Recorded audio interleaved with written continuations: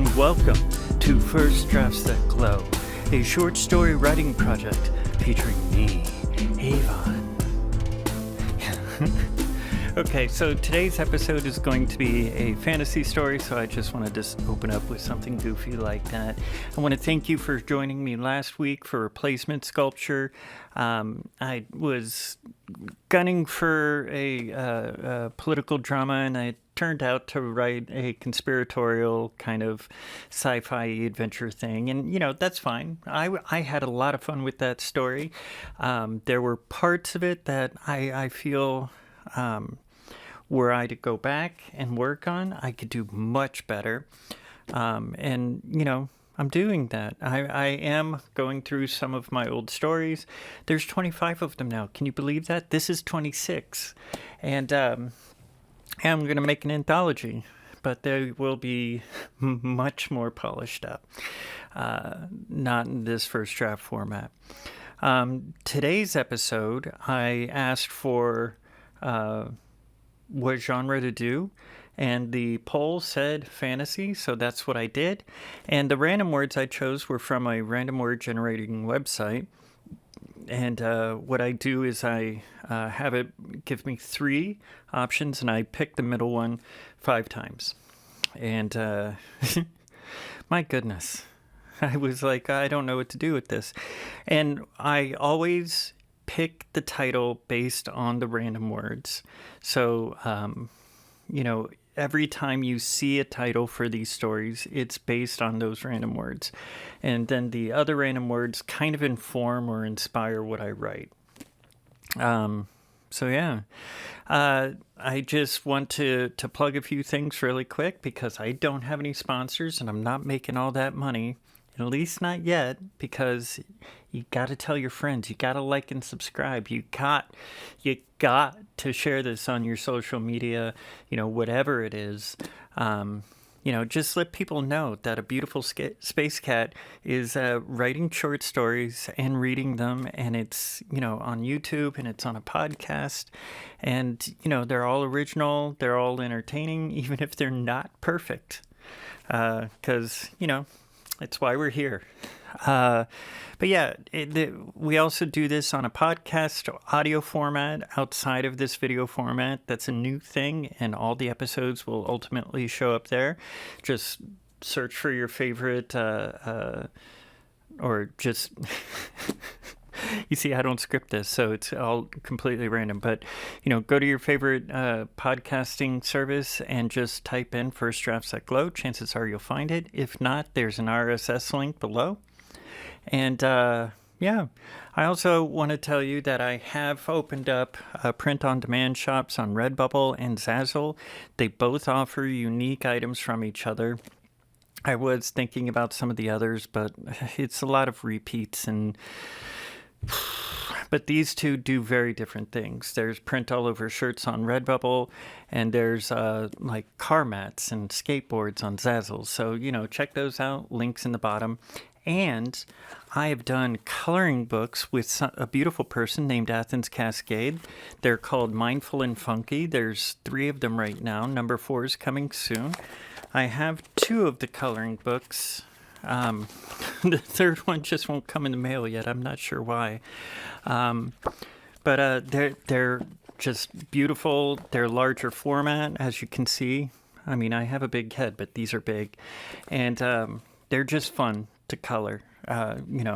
Just to be mindful, disconnect from the internet. Buy a couple for your family room. Why not? And then I also, for myself, designed journals. Now look at how big this one is. I was thinking maybe I might make smaller ones, but right now I really was thinking that I would just keep the larger format. I have 2 of them. This is a non-binary monotile specter pattern. All you STEM kids should know what this is. And, the interior has dots on the page. There's date, week, and time. You can do whatever you want with this. There's 200 pages to fill. Great for school, great for work, great for just, having it around the house and keeping track of stuff. And the fact that it's dots, lets you shape each page the way you want. Yeah. And I did another one using the hat monotile, and that one's a trans color pattern, and same dot pattern inside and everything else. So do check those out. Those are on sale on Amazon.com. There are also links on my website, nailsthatglow.com, under Books That Glow. Now, I've talked plenty already, and you want me to just get to reading the story. Now, all my stories I try to write in a family-friendly way, and there have been a few stories where I've had extreme violence and gore and stuff like that, and I make sure to point those out. In this story, there's none of that. It is a half-orc who just happens to be gay. And if that offends you, get the fuck off my show. I don't want you here anyways. I'm doing nothing but making friends here. Doing nothing but making friends. Aw, yeah, giggity, giggity. Nope, don't do that. Don't do that. Anyways, that's why I'm wearing a Klingon shirt, because, I kind of feel Klingons and orcs are very similar, but, that might be blasphemy to some of you. And I really don't care. So, here are my glasses. I think I need to clean them, but they're fine for now. They're fine for now, right? Yeah, okay. How you like my hair? It's getting much longer. And my nails, ooh, I did sparklies on my thumbs. If you're just listening to this on podcast, yes, you can look at the video and you can see my beautiful face and just be intoxicated by how I talk and how I smile and how I just stare at the camera, which is going to happen occasionally. So if there's gaps in, just my voice, it's because I'm just kind of looking at the camera because I screwed up and I have no idea what I just wrote and I'm trying to work it out. Or something else, a secret other third thing that you will only know if you're watching the video. Ooh, kind of makes you want to watch the video. Like and subscribe. Okay, so we're going to stretch it out ever so slightly. What do you think of the title card? I spent a good bit of time on this. Yeah, right? And again, if you're listening to it on podcast, you'll see a very teeny tiny version of the art card. Yeah. I don't know what to say. Okay, here we go. Are you ready? I'm ready. Are you ready? Because I am ready. Now, here we go. All right. You ready?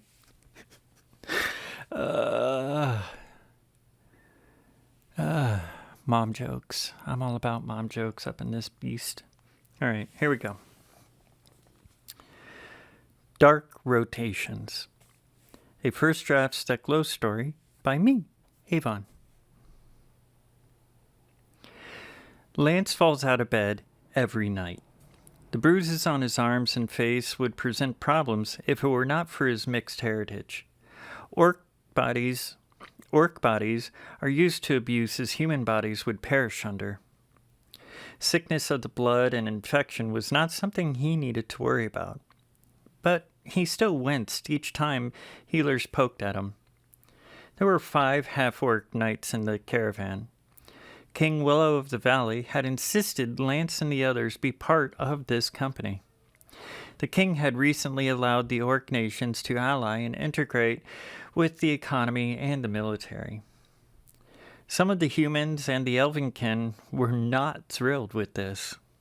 Orcs and half-orcs were taller, stronger, and were more intelligent than many of the other races wished to acknowledge. There were more wizards and paladins by ratio among the orc communities than there were in human and elf combined. Not great for the superiority of races preached for hundreds of years by humans and more recently the elven kin. Not wishing to encourage comparisons to animals and mindless raiders, Lance kept the other half-orcs to a strict code of behavior. The only one that was a problem was Bloodtooth. He refused to drop the blood from his name and insisted on using the objectively inferior hygiene supplies of his home, a mix of musky flowers with a few oils and fats. Lance had lived between his human and orc families his entire life and kept the best of both. Soap and the soda powder for teeth were possibly his favorite human products. Bloodtooth would leer at the women knights and the servants. The other half-orcs were still rough around the edges, but Lance had their respect. The only thing Lance could not get for himself or the others was bigger cots. None of them were terribly good at building things, and the materials were very expensive. Sleeping in the dirt or on the floor was something animals did, not the behavior of knights, no matter if they fell to the floor a few times every night. Today, Lance was excited. The caravan had arrived at the largest metropolitan city in the realm, next to the city-state of the Valley of the Weeping, where King Willow resided. Oh my God, I forgot. Fantasy stories always have complicated titles and names and stuff, but I promise you I don't do that a lot outside of, this. Anyways. And we continue. Here, he may find a place for his kin to rest with proper-sized beds and possibly a way to allow Bloodtooth to vent some of his more orc-flavored desires. A small man, barely to Lance's knee, calls out, "Hail, Master Lance!" "Hello, hello, Boffin." Lance kneels to bring himself more level with Boffin. "What news of my request for personal time for my men and myself?" "1 second. I have the seed here somewhere." Patting his vest filled with small pockets, he stops at one close to the top right. He plucks out a green seed. "And yep, this is it," he says just before snapping the seed between his fingers. A roll of paper bound by the seal of the Knight Commander appears in Boffin's hand. He snaps the seal and unrolls the paper.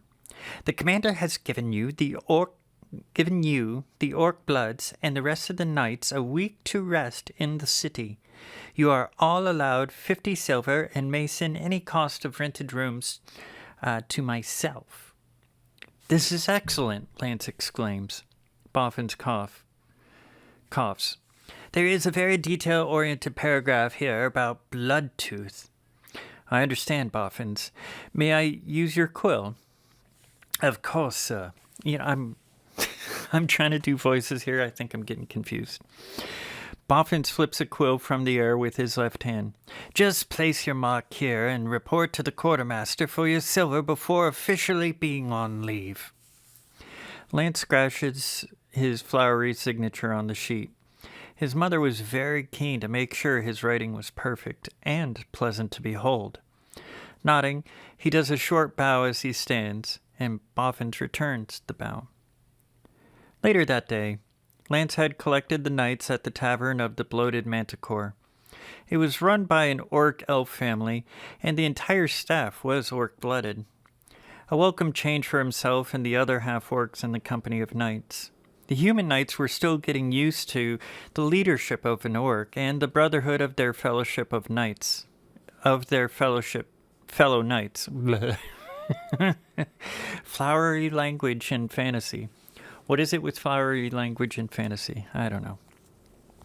Lance had made sure to find a place where all 20 knights could reside, accommodating to both human and orc needs, and with flexible enough rules to allow the rambunctious celebrations both in the pub and in the bed these men and women would be enjoying. As Lance was about to raise a mug to toast his lieutenants, Birch, the largest female knight, landed on the table with a bloody nose. She smiles, rolling off the table to leap on the back of a human man wearing bear furs. He reaches back to flip Birch off onto the floor as she grabs his furs, flipping him over herself. Quicker than Lance can make out, Birch is on top of the bearded man and has a large mug in her held up with a cheerful roar. Wait, what did I write here? She's on top of the bearded man. She has a large mug in her hand, followed by a cheerful roar from the rest of the pub. She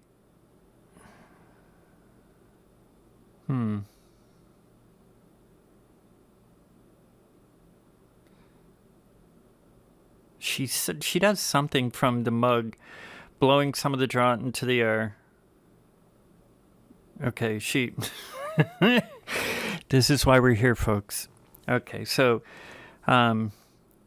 she slings some of the she slings some of the foam out of the mug and then pours some of it on the man's face. Another cheer filled with laughter roars through the pub. Birch, smiling wide with her braided blonde and red-tinged hair sticking to her face, looking to the man. I have bested you. Now take me to your room and show me more of these strengths you claim to have. The roar of the bar is followed by applause. Lance looks to his lieutenants. Go have your fun. We'll have a somber toast another day. The pub fills with song. Lance makes his way to the bar. Before he can flag the bartender, a small human sitting at the bar uses his forearm to tap Lance's. Looking down to the man, Lance feels himself blush. Human, with some elf in his blood, had to be, he thought to himself. Light brown beard, kept short and very well groomed. Hair long in a high ponytail, wearing the colors of rangers and smelling of a campfire. Smiling slightly, the man says, Hey, handsome, my name is Iolaus. I am Lance. I was waiting for you to be done with your brothers and sisters in arms. I did not want to intrude. Motions for Lance to sit as he sets a mug in front of him. I got this as soon as I saw you make your way here. A wink follows his words. Well, you are bold. What makes you think I am interested in men? Lance holds his mug up to Iolaus's. After a long sip, Iolaus holds Lance's eyes for a moment. Just one of those things, I suppose. I have to say, that kind of perception is quite attractive. Lance drains the mug, motioning the tender for two more. What brings you to town? I do not see many rangers in large cities. Bounty, Iolaus says, lowering his head. Before you ask, I am not a mercenary. This is for my community. Hey, I know mercenaries and bounty hunters get a bad reputation. My grandfather on my human side was one. No dishonor. Nodding to the tenders, the mugs are set down as he moves one to Iolaus. Rangers are not supposed to take bounties, you know. That's a silly rule, Lance says. No matter. What kind of freedom do you have this night? Lance laughs. You are off your game, very obviously. Iolaus blushes. I admit, I have not been in a pub to talk to a handsome man in quite some time. I would be happy to take suggestions on how to capture the attention of such a handsome man. Placing his hand behind Iolaus's head, Lance leans down. You got it already. Later that night, Iolaus, sitting in Lance's lap next to the open window, looking over the city still buzzing. Lance adjusts the blanket he's using to cover them both. I'm happy to have met you, Iolaus. Will you stay the night with me? If you like. Tomorrow night, would you like to come to the forest with me? That would be great, Lance says. The morning sun finds the end of the bed warming. The morning sun finds the end of the bed, warming the toes of Lance as his feet lay exposed. The warmth rising to his chest, then to his face, brings him slowly out of the haze of dreams. The lean body of Iolaus draped on his right side. Slowly, he gets up and gets dressed. After getting some food from the pub below, he returns to Iolaus making tea. Morning, Ranger. Is the day to be bright, or are we expecting rain? Lance booms, entering with rolls and sweet cakes and a plate of meats and fruit. Looking to the sky and smelling the air from the open window, Iolaus says, Clear and moderate today, just as yesterday. The birds told me of a storm traveling in this direction, but it will be a few days. This is good. I'm looking forward to camping with you tonight. I must caution you, we may run into my bounty in the forest. I do not wish to place you in a fight that is not yours. I was not thinking clearly enough to explain this last night. Nothing to concern yourself with, Lance says. I'll bring my blade.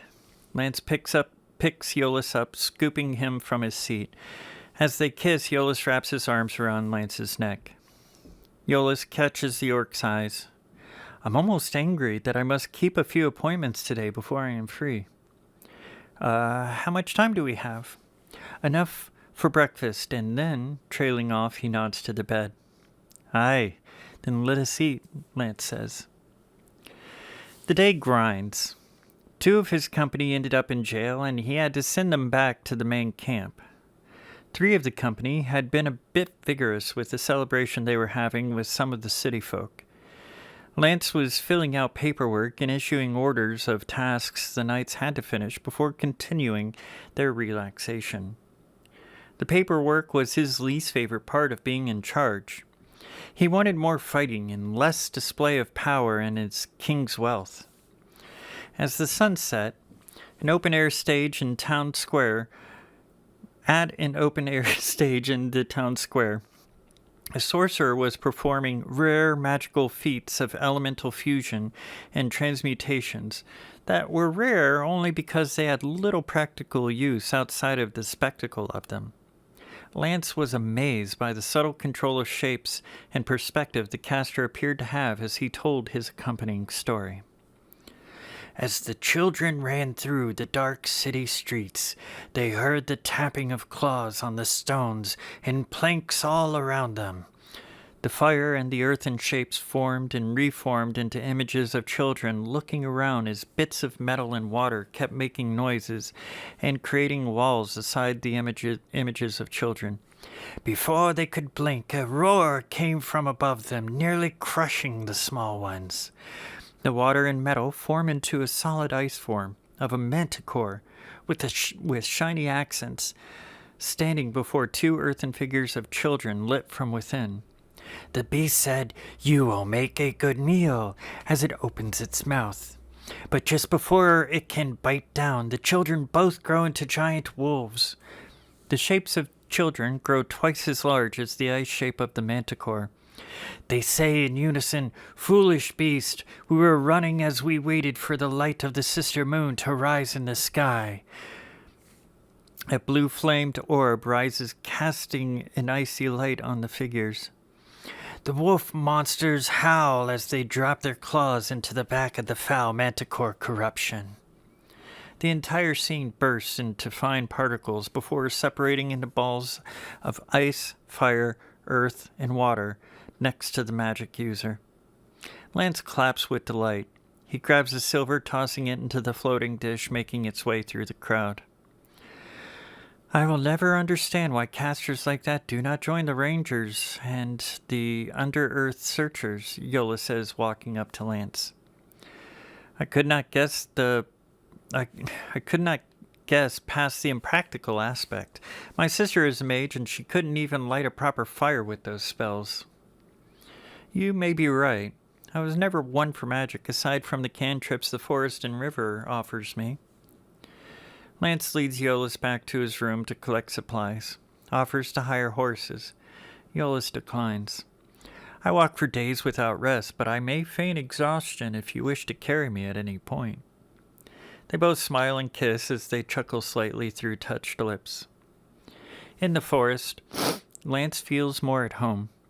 He watches the cat-like movements of Iolaus as he steps through the brush. Occasionally climbing up a tree with deft skill, Lance envied, and coming back down silently, adjusting their direction each time. As the second moon reached its peak, and the peak of the night and nightfall was upon them, Iolaus signals that they will camp.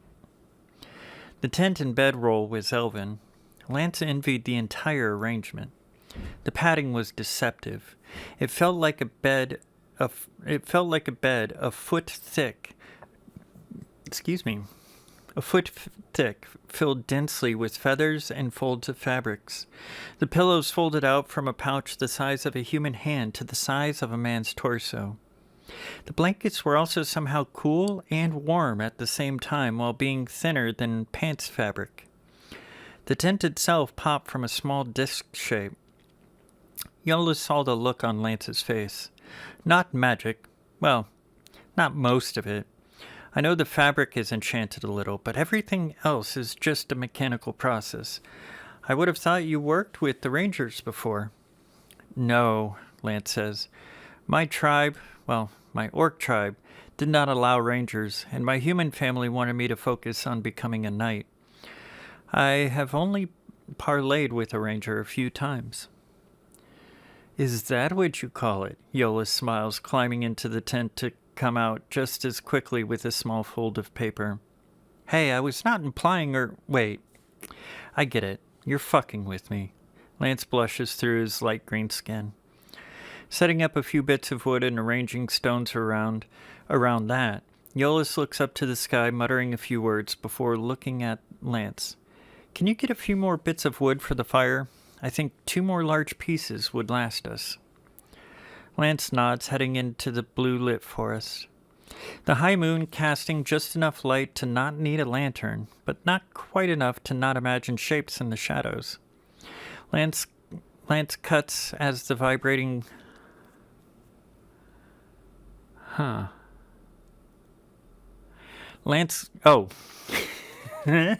See, this is why we're here. This is why it's a first draft story, because I write a sentence and I think I'm being clear, and then I read it back and I'm like, the fuck is this? Lance cuts at a, and it says as instead of at, and I'm like, okay. So Lance cuts at a vibrating branch, thinking it to be a snake. Thankfully, that Yolis did not witness this. He collects some dead wood nearby, making it back to camp quicker than the time it took him to get this far away. Setting the wood down next to Yolis, Lance opens his pack, taking out his journal, scratching some notes. Yolis sets up the other bits of wood. He unfolds the paper he was holding, crumbles it before setting it inside the wooden structure. He whispers to the arrangement, and it sparks to life as a fully realized flame. Lance wished he could do that. The stones and sometimes potions he used were never as effective. They both unpack supplies to cook and brew. Yolis, may I inquire about this bounty? You've not said anything of it since the morning. Yes, well, I took it on as the only ranger in my community not committed to a regimen. It is a woman that took children from her wife. We suspect she plans to kill them if she hasn't already. Filling his mug, he then drains it in one go. Yola sighs deeply. The trail went a bit cool by the time I got to the city. I need to find her, but I also just wish to enjoy time with you. Lance puts his hand on Yolis' back. Hey, this feels like something a bit more personal than just doing your community honor. You are right. The woman was married to my sister. Beginning to sob, Yolis leans his head on Lance's chest. The woman cursed my sister to become a year older each month that goes by. Even with the elf blood we have, we're not immortal, and she wanted to have more children. By the gods, who is this vile woman to do such things? Lance hugs Yolis close.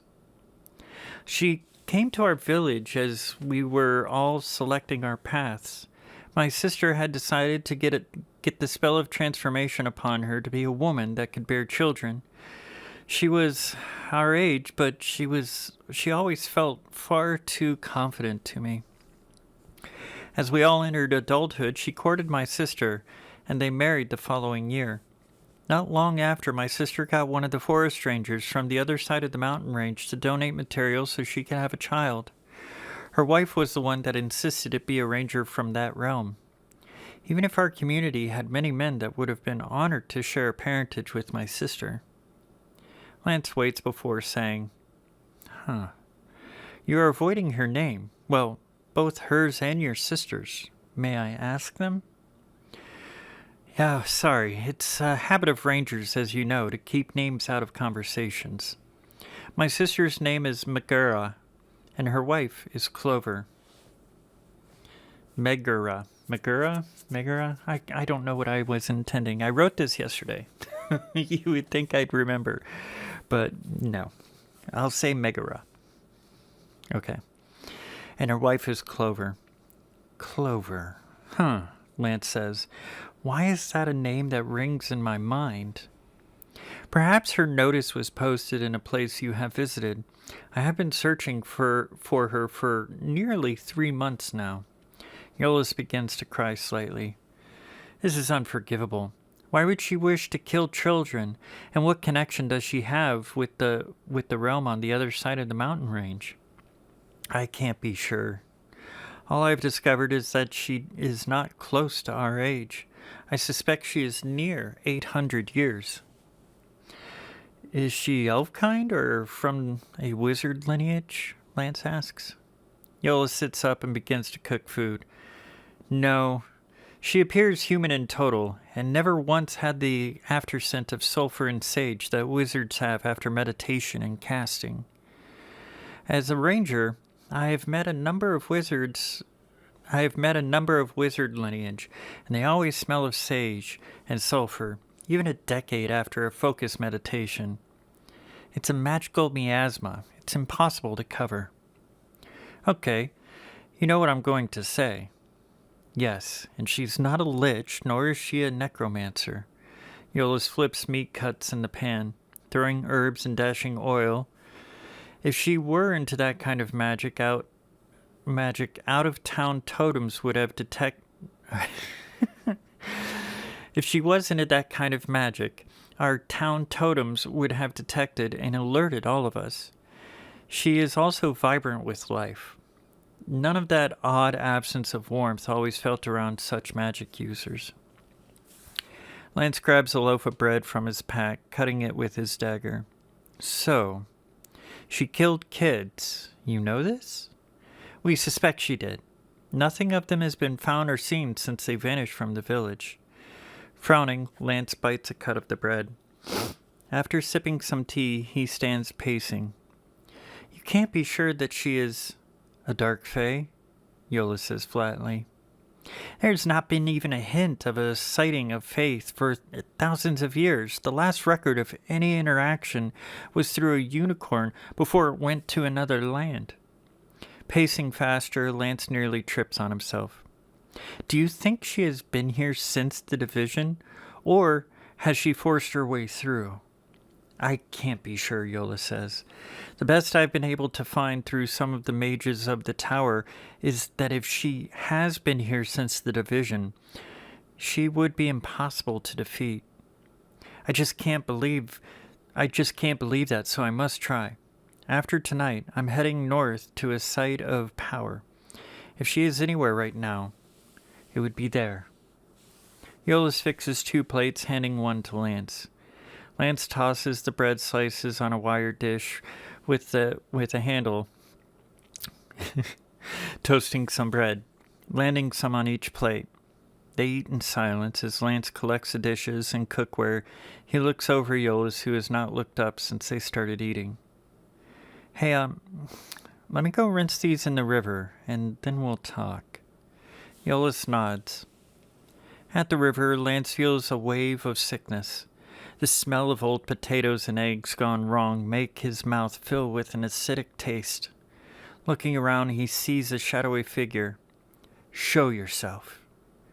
A woman with large shoulders, raven hair, down past her hips, draped in a thin dress revealing all contours of her body and the thinness of skin and prominence of bones.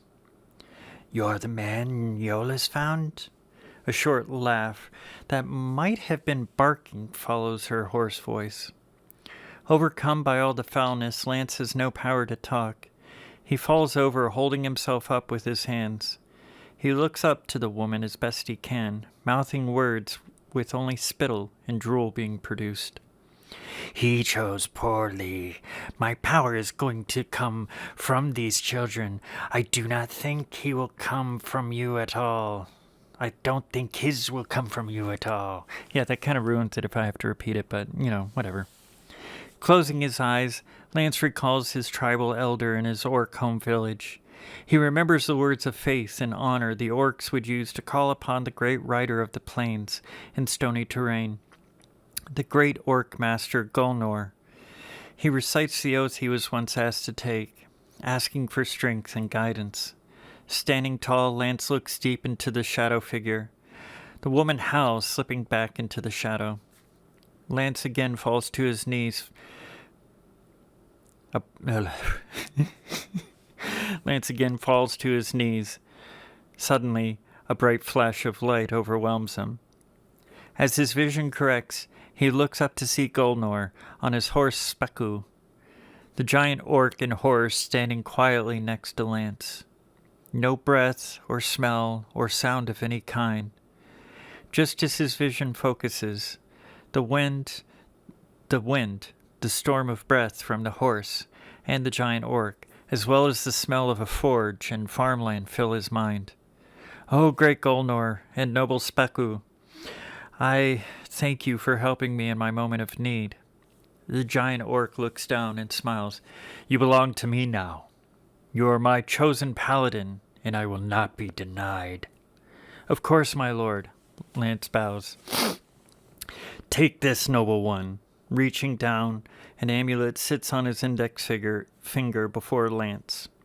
This is my gift to you. You only have to ask for my assistance. If I deem it worthy, I will grant you aid. If I do not, I will abandon you. Lance takes the amulet, placing the shimmering chain around his neck. I am honored, great one. We shall see. A bright flash of light, and Lance finds himself in the same spot. He collects the dishes and rushes back to camp.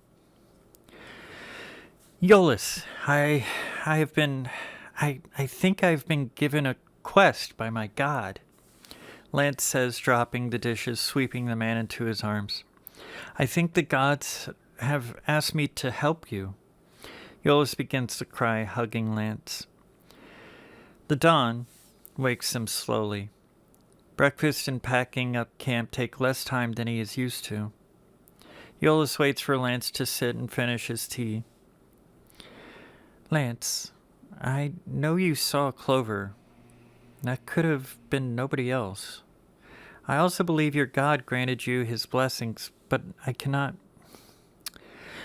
wish for you to be harmed. You're the first man I have, trailing off, he sobs. I want to help you. I've not slowed down enough to have more than a physical connection since I started commanding the company of knights. We just met, but I want to help because I want to see you tonight and tomorrow night. And also, I'm now a paladin, and I'm sure you know what orc paladins are like. Yes, I've fought alongside a few over the years. Gosh, you have to know that I let Clover take the kids. This is all my fault. I'm sure that isn't the case. We all tend to blame ourselves for the cowardice and mistakes of others. Iolaus snorts. I gave her permission to leave the village that night. Well, I might as well have. I left my post to go home. I was just too exhausted. I had just come back from an expedition, and you have to know she likely cast something on you, Lance says. No, Iolaus yells. I was drunk and eager to get to my cabin to meet up with the innkeeper. I only cared about sex and mead. I brushed it off when I saw her leading the children towards the main gate that night. My sister was furious, finding me at home and not my post, finding me with a married man. I embarrassed myself and my family. I lied when I said I took a bounty. I planned to kill her. Lance holds Iolaus as he sobs. Let us rid this world of her evil, then. I just need to do one thing. A short distance from the camp, Lance pulls out a sheet of paper, writing, Commander, I have been tasked by my god to assist a traveler. I will rejoin the company as soon as I can manage it. Please take my suggestion that Birch raised to my role. Safe travels. Pulling out his amulet, he touches it to the page as it softly burns a copy of itself in the corner. Rolling up the page, he produces a seed from another pocket. One hand holding the seed close to his face, the other he holds the rolled paper behind the seed away from his face. He then brings the roll of paper closer. It vanishes into the seed. He sets the seed down and rejoins Iolaus. After a few gushes of wind, Boffins walks from behind the tree. He looks around, shrugging, hones in on the seed, holds it up to his ears. Smiling large, he places the seed in one of his many pockets and walks around the tree, vanishing. Lance and Iolaus walk along the river for a time, then make their way through rock formations that cut the land like a scar. That night, they find a shallow cave in the canyon.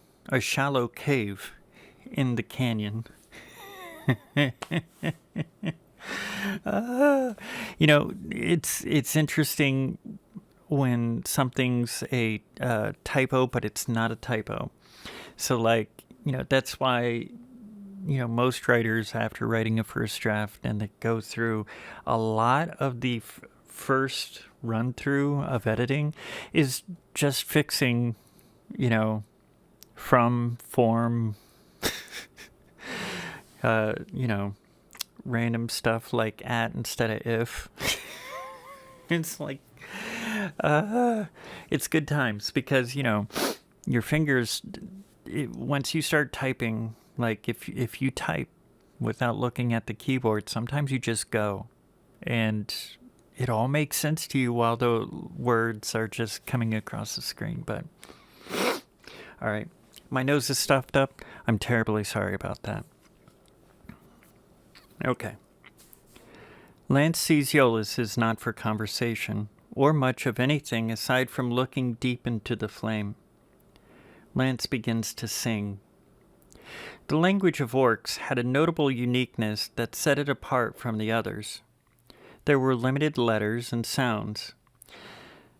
There were limited letters and sounds that they had making up the language.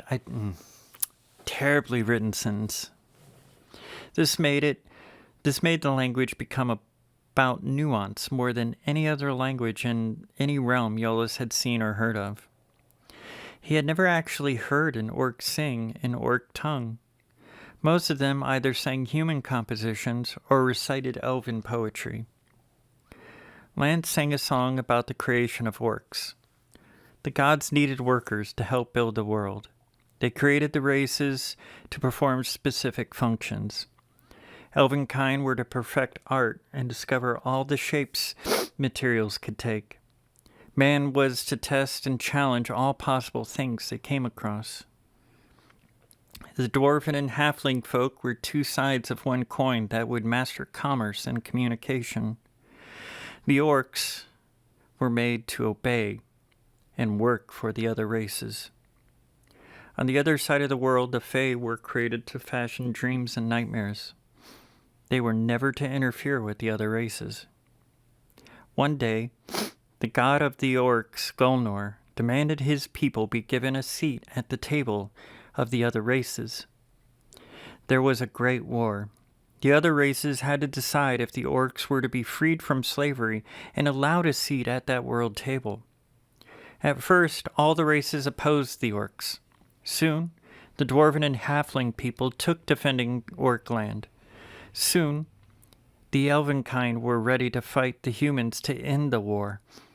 Eventually, the humans ended the conflict, demanding the orcs keep separate from humanity and live only in the stony terrains. Soon the dwarf folk and the elves distanced themselves from the friendship of the orcs. For countless generations, there was a tense balance between orcs and the other races. Finally, Gulnor, in defiance to the elder gods, granted his people sorcery and divine magics. Gulnor knew there was going to be a war between the Fae and the other races. When the divide happened, it was orcs, only the orcs, standing before the Fae, denying them access to the hearts and minds of the other races. For their sin of success, they were again shunned, and for another series of numberless generations, there was conflict and unrest between orcs and the other races. The song ended and Lance was crying. Iolaus waits and then moves closer. Well, what happens next? It's where we are now, sweet Iolaus. My people have just never been given space at the world table. It's only been recent in time that we have been included in the concerns and part of the world. The fact I am here, a half-human orc, is literally the most amazing thing my ancestors simply wouldn't believe. They kiss. The morning sun does not hit them or the camp. The canyon was too deep for that. Iolaus wakes Lance as they begin to walk, eating dried rations and sipping water from the enchanted leaves Iolaus kept a book of. The next night, Lance dreams. He finds the space around him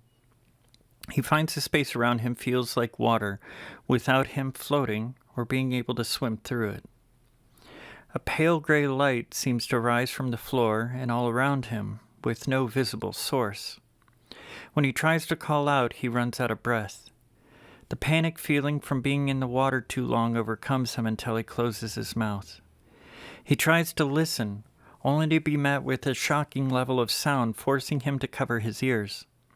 He thinks about his amulet, grabs that with his hands, and prays. The sound subsides. The breathlessness does not return as he opens his mouth wider and wider to recite his prayers. The feeling of being in water vanishes like steam, and the light grows into a golden hue. Standing before him is a shadowy figure. They look at each other.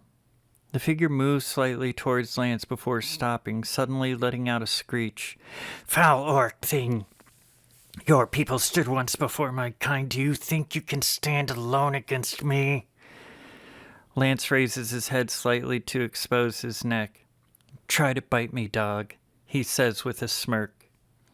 The figure's hand keeps hitting upon some invisible wall, causing her to wail each time. "You will die soon, you dirty creature."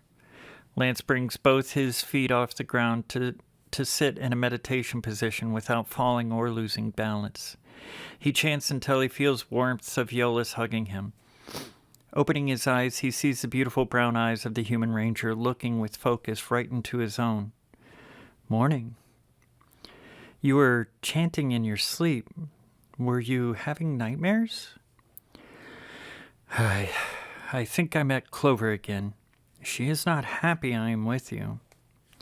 Iolaus nods, rubbing his head on Lance's chest.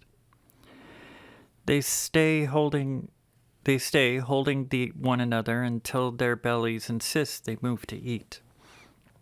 That day's walk was rougher.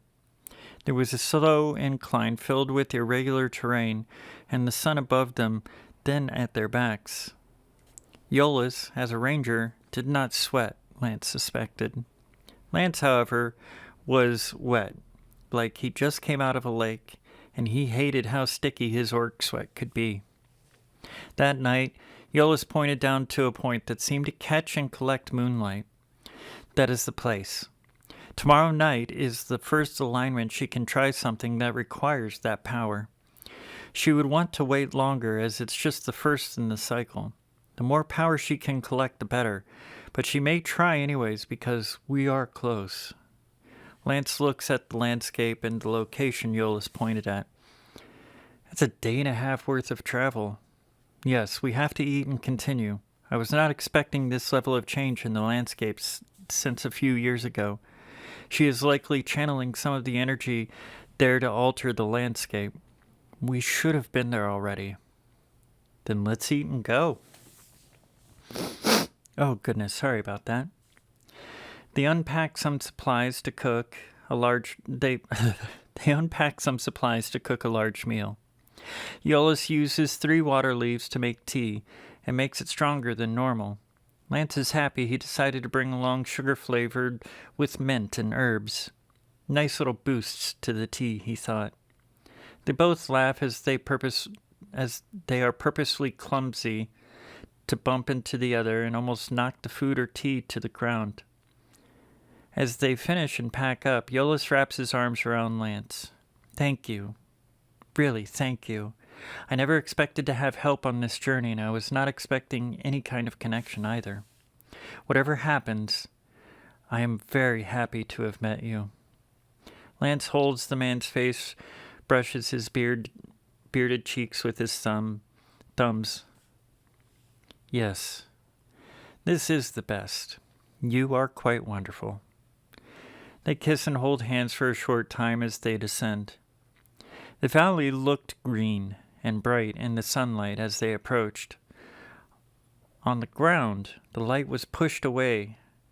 They could see the sun in the sky, but it did not want to cast rays through the trees or down to the grass and stones they walked upon. They paused after the first moon climbed the sky. Lance looks over the stars. I'm unable to see some of the stars. I can't judge what time it is. Iolaus looks up, pointing to the moon. We have a few hours before she can even start setting up. She has been trying to infuse her essence into the land. I can feel it. She's still limited unless she connects to a source tonight. I need water and some of the jerky, Lance says. Do you want any of my sugar cubes? Sure. They trade some supplies and continue as they eat. Soon, they are above the clearing, lined with carved stones and grooves. Lance looks over the scene, asking for a blessing to see through deception with a prayer. His eyes turn golden slowly. He then sees 2 children tied to small posts set before an altar. He sees a shadow form of Clover drifting around, setting marks on various stones. Iolaus, how many children did your sister have? Lance tries to recall. Iolaus always said children, but never the number. I see 2. Iolaus rubs an oil under his eyes. 1 second. I'm trying to find the right potion to help me out here. Ah, there we go. He mutters as he looks around. Well, those are the kids. My sister had 1 child, then the child decided it was 2 children. Wait a minute. Are you saying your sister gave birth to a changeling? It has to be partly for sure. It must be why Clover wanted them. They are literally the same child with a connection to the elven reservoir of the eternal. Iolaus inhales deeply. I hope you do not see them as evil. Lance looks to Iolaus with surprise. Children are always innocent. Birth from deception or not, a child is not born evil or good. They are children. A long pause. You know, they are probably Clover's children. Iolaus stops short of saying no. He catches Lance's eyes as his own fill with tears. What are you saying? I'm saying that even if we do save them, the divide will make it really hard for them to keep in sync with this world. How old are they?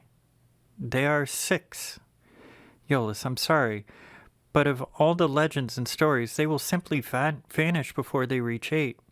She probably planned this out the day she met your sister. I'm going to kill her. Iolaus, I will not let you kill her unless she gives us no option. The look Iolaus serves to Lance came with a scent of foulness before he says, Fine, I will trust you. Making their way down, Lance nods to Iolaus to dip into stealth. Lance continues keeping his golden eye focused on the slowly moving Clover, marking stones in a careful pattern. He prays for the strength and speed to free the children, to get them to safety.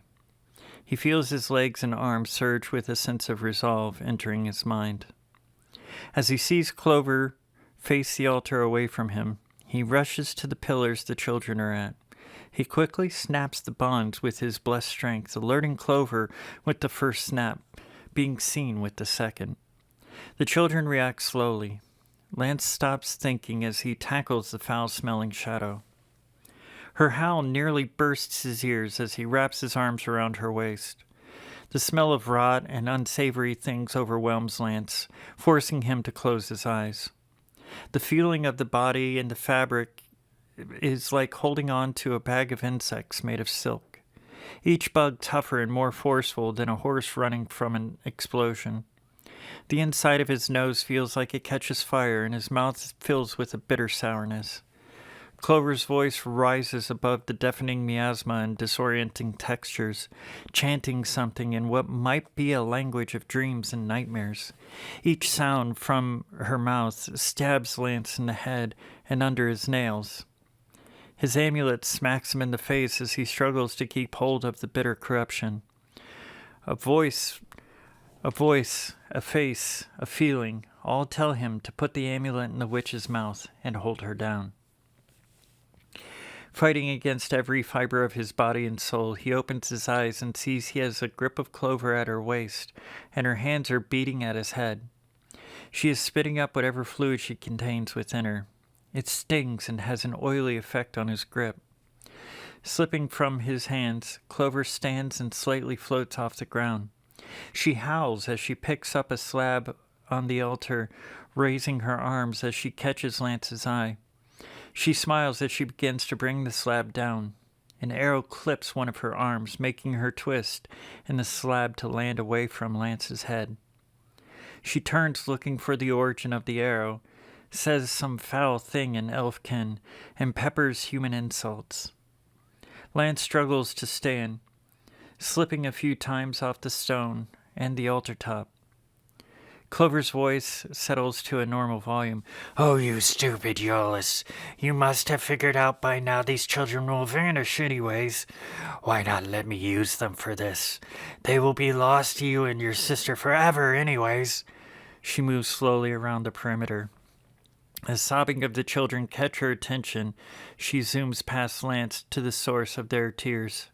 Iolaus calls out, "Clover, you are an unnatural creature. You will be banished to the other world where you belong." A number of arrows flies from the darkness, clipping the silvery and ever-moving form of Clover. Lance tries to regain focus as he finally stands, his head and vision pulsing in waves. Clover looks around again for the source of the arrows before turning back to the children. She sees just behind one of the pillars. "You and your lover are so very stupid. I was banished from there. These breaths are my ticket, and I will not wait thousands of years again just to try and fail." Reaching out for the kid, she pulls one of them up into the air. The child begins to scream and plead. The other one starts to throw small pebbles, screaming as well. Clover laughs as she grabs the other child, holding them to her chest. "All I have to do is be holding on to them when the second moon is in place. What are you going to do? Shoot arrows at me? You will not risk these children." Slowly moving, Lance forces his eyes to remain open. The desire to blink and wipe at his face calling at him every moment. His blade in one hand, his amulet in the other. Rising behind her, Lance says, "No, he won't." He plants his sword in her back as she opens her mouth to howl. He shoves the amulet in. She drops the kids. They run to the sound of Iolaus's voice. Lance puts his arm around Clover's neck, forcing her to fall forward. She tries to open her mouth, but Lance pushes his arm up, not giving her jaw room to move. As they land to the ground, Lance pushes her head into the stones with his other hand. The feeling of bugs and slime mixing with the smells and visual chaos begin to overtake him. Just as he feels it impossible to hold the creature in place, her body stops moving. The slime and shadows slip away. The feeling of bugs quickly becomes spiders, grubs, and slugs, mixed with a number of things Lance has no name for. As he keeps holding the head down, he hears a faint whisper. "Thank you for freeing me from this punishment." The skeleton left behind twitches. Lance sits next to it as it rolls itself on its back. The amulet still in its mouth, it sits up, looks to Lance, nods. It stands walking to the altar before bashing its head on the stone. The head breaks apart, followed by the skeleton falling into a pile. The amulet shines new and clean on the altar. Out of the shadows, Iola's holding the children, crying. Why did she do that? Lance shakes his head. I think my God gave her a choice to make, and she chose. Lance picks up his amulet, putting it on. What about these two? The kids look at Lance. They glance at each other. Can we ask for help? Lance kneels as Iola sets them down. They reach out for the amulet. A bright flash, and Lance is standing before his god. Golnor smiles. You're a good paladin, lad. What boon can I grant you for your noble service? Lance, without pause, says, Can the children stay in this world with their family? The horse stomps the ground. Golnor laughs. Yes, he is a good one. Fine. For the safety of these two, you will have to guide them home with your new partner. Keep them all safe, Paladin, and you will have my blessings. A bright flash, and he's looking at the children, and Iola's kneeling, hugging them both. The area lit by the stars and moons properly now. Iola's filled with tears. I'm going to miss you, Rom and Reese. The kids laugh and say in unison, Where are you going? Iola's leans back, looking at them both with tearful eyes. Well, you see, Lance interrupts. They're safe. Let me take all of you home.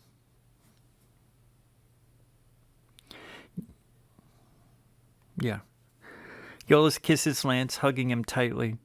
The children laugh and then join in the hug.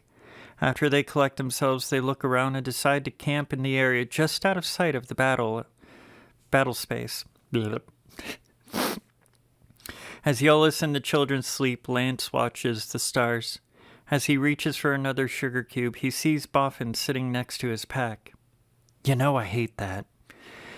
Well, your commander has given you an honorable discharge. As I have already told him, you have a new path.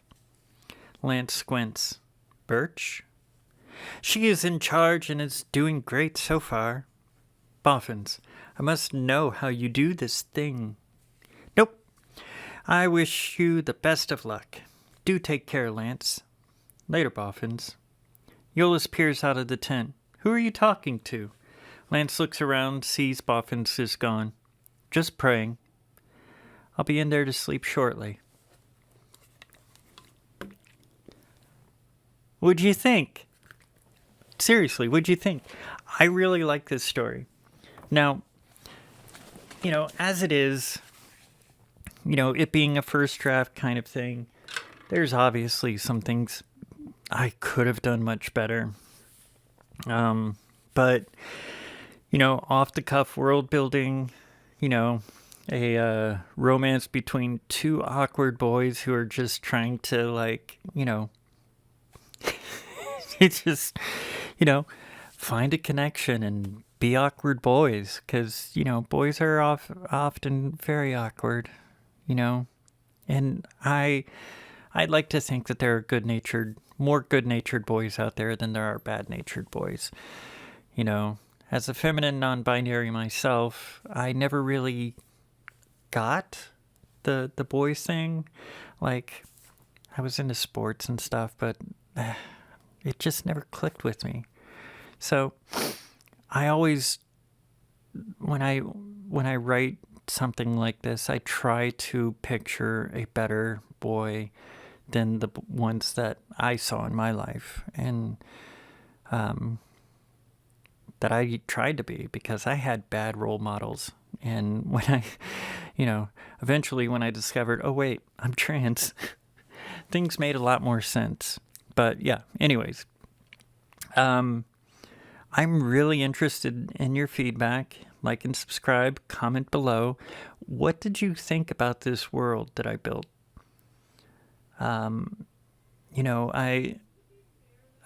One of the other fantasy stories I wrote, I dump on elves also in that one.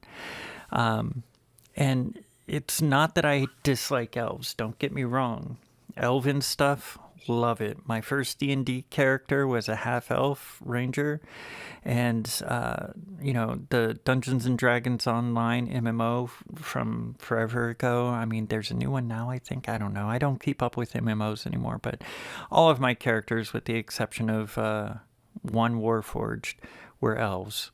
So, I love elves, but there is something to be said about breaking the norm and coming out of my comfort zone. And also, I've noticed there's a huge fan base for orcs, out there, and a lot of it is very queer, and I just love it. It's beautiful. I see some of the art, and it's just so great. And I just thought it was funny when I was creating it that this beefy half-orc gay man got hit on by this little otter ranger.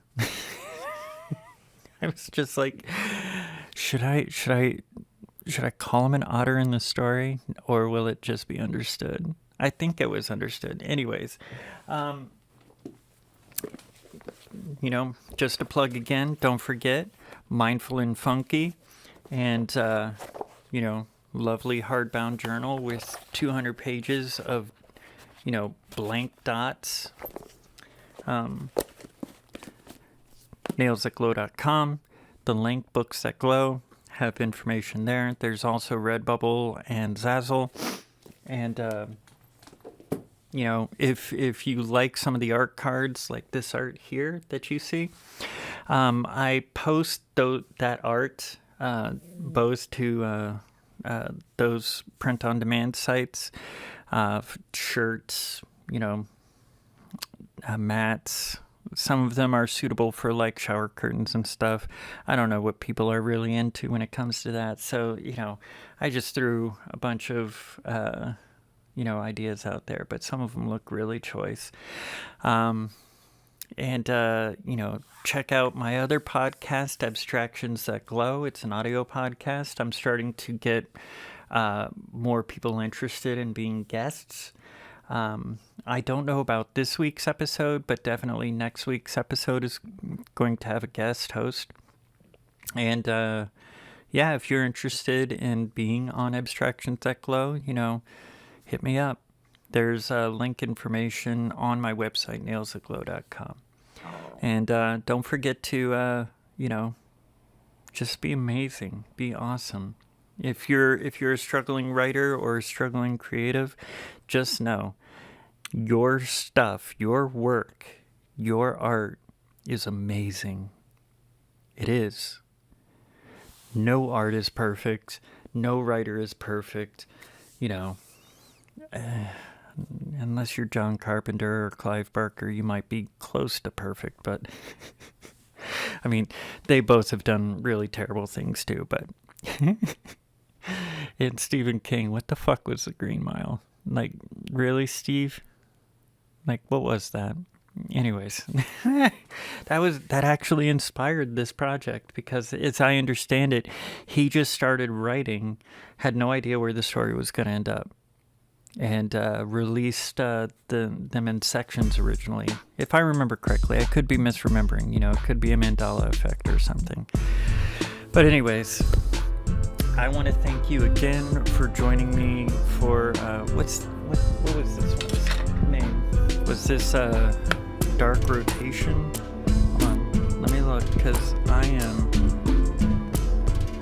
Yeah, Dark Rotations. Hey, look at that, episode 26. I have not written next week's episode yet, so if you have any suggestions, drop them in the comments below. And just remember, I love you.